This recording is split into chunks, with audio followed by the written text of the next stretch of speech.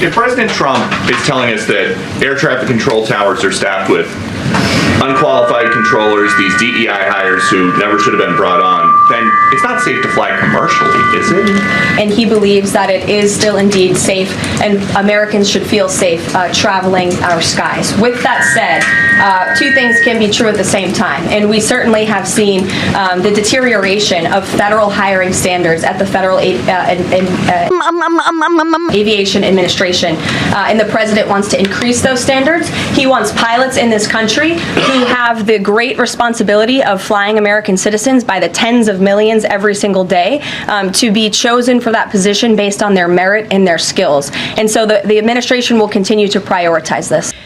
When you are flying on an airplane with your loved ones, which every one of us in this room has, do you pray that your plane lands safely and gets you to your destination, or do you pray that the pilot has a certain skin color?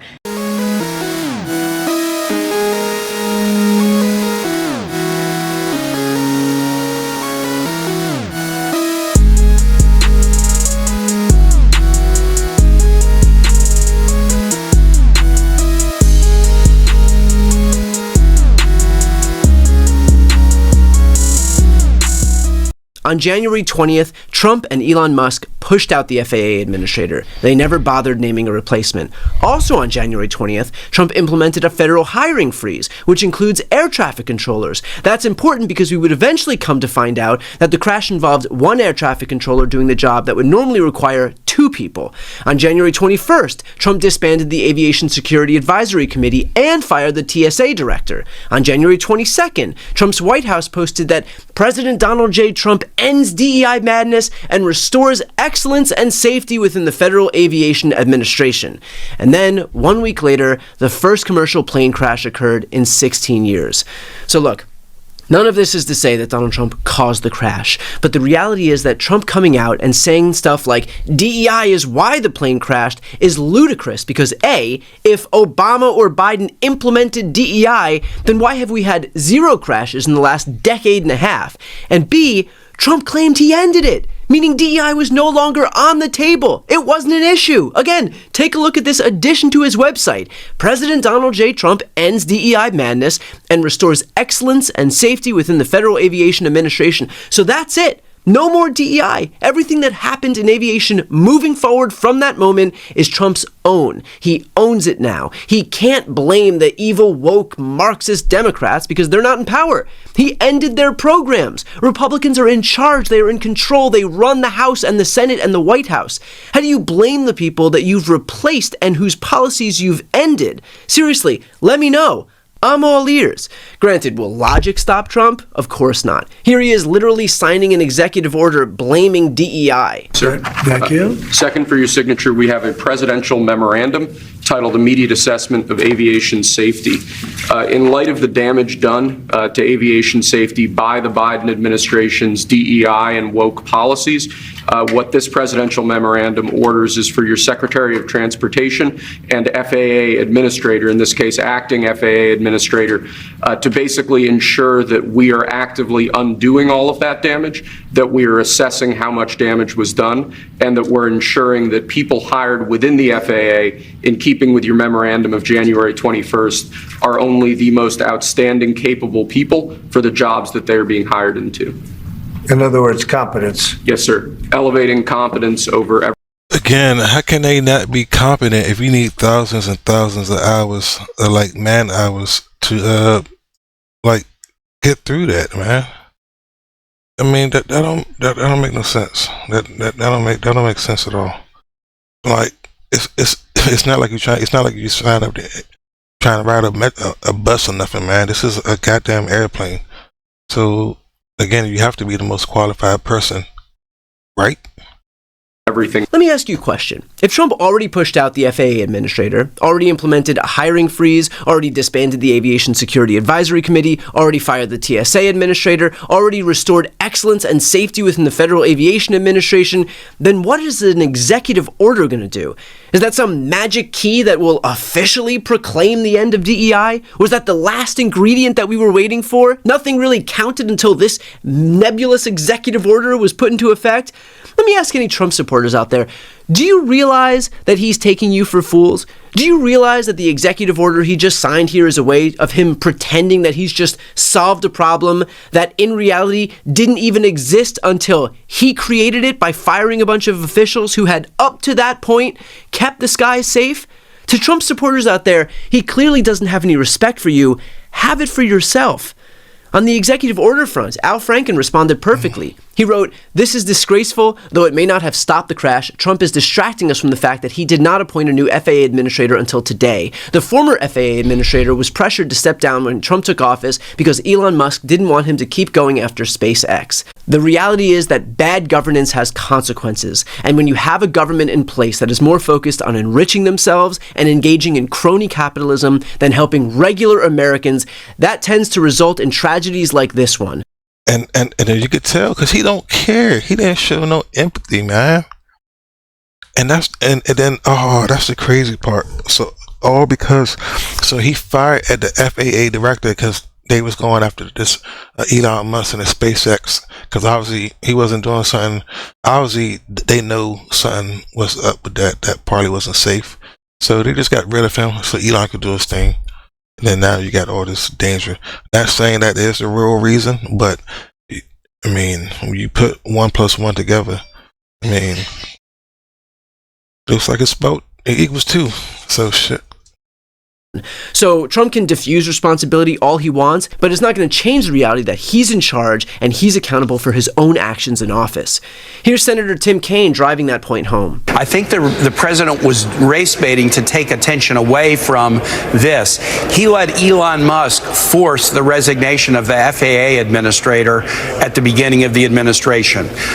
He disbanded on day 2 of the administration an aviation safety committee within DHS. And the reason for disbanding it is we want to focus on national security. What air safety isn't national security? He has got an OMB director who was pushing a hiring freeze and federal funding pauses saying, I want to traumatize the federal workforce when we already have too few air traffic controllers. This president is starting off just within a week and a half an anti-safety agenda that is going to hurt our air safety, and he desperately did not want to be asked about that. I think that's why he went the race baiting route, because he realized, wow, we just sacked the FAA administrator, we just sacked the Aviation Safety Board. Man, they're going to come after us. We better blame somebody else. And yet the biggest irony of all of this is that we all know that if this happened on Joe Biden or any Democrats' watch, right-wing media and the GOP more broadly would have wasted zero time in blaming it on the left. It would have been nonstop coverage about how this hasn't happened in years, it's incompetence, someone should be fired, agency heads should resign, the president should be impeached, let's hold hearings ad nauseum. And yet, now that Trump is in office, guess how many Republicans are taking that posture? I mean, y'all gotta hold that same energy, man. Like, come on, man. You gotta be fair. He just cost people lives, and he still out. He don't care about it, man. It's just like, damn. It's just like, damn.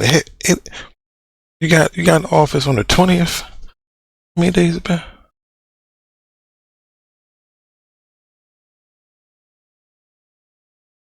Nine days he been in office so far. And you got this on your hands already. I mean, you want to talk about somebody going viral for the wrong reasons, but don't, he love his attention, man. And Jesus, you got all the attention you want now, sir. Oh, yeah. But yeah, I just wanted to update this video because a lot of people didn't even know this information, or you're not going to be able to find this information because you got jobs, or you got kids, or you got stuff that you got to do, or you ain't got time to pay attention. So like, again, I just try to bring you stuff that I'm able to see and experience, and and hopefully we're able just to talk about it. So yeah, hopefully we all learned something here today, and it looks like it is going to be Trump's fault, or at least the majority of the blame, because you did fire these people, and soon after you fire these people, now we're getting these accidents. And then again, I remember I'm gonna put this clip at the end of this video that I put in my other video in case y'all didn't see it, of a former Black Hawk pilot, and she was explaining how they were short-staffed in that Black Hawk. So normally it's supposed to be 2 people in the back to see. She was explaining like you're supposed to see somebody supposed to see it at 12 o'clock, 3 o'clock, 6 o'clock, and 9 o'clock. She said by it being somebody missing, they wasn't able to see the back view. 3 different things happen. First of all, they only had a crew of 3. And if you're flying a visual flight plan in a crowded airspace like this, they really should have had 2 crew chiefs in the back of the helicopter to clear each side, as the pilots only have visibility from straight ahead 12 to 3 o'clock, or 12 from 9 o'clock to 12 o'clock. So you only have visibility of the front 180 degrees. Your crew chiefs clear the back. If you only have 1 crew chief, how much can you clear? The second one is, it is, whether they were on night vision goggles at that time or not, it is a very cluttered airspace with a lot of lighting and the lights reflecting on the river. And so with that, it's easy to kind of get a little disoriented as far as the height. They were supposed to be at 200 feet, which is the helicopter routing in that area, and it wouldn't have been a conflict, but they were not at 200 feet. Obviously, reportedly, the incident happened at around 350 to 400 feet as the airliner was descending. So that they were at the wrong height. So that's a pilot error. The first would be a policy error or choice. And then the third is air traffic control said, do you have the CRJ in sight? Well, there were two aircraft in their field of view, and actually only one was really obvious to them. And that was if you watch the video, the aircraft taking off in the foreground is probably the one they were facing, the pilots were facing, and said, yeah, I got it. The air traffic control should have said, do you have the aircraft at 5 o'clock? So they were looking at the rear. If they had done that, the Black Hawk is maneuverable. The Black Hawk could have moved out of the way quickly. They can move on a dime and make that happen. So I'll put that up here and next. But yeah, leave your comments down below. And yeah, thank y'all for supporting the channel.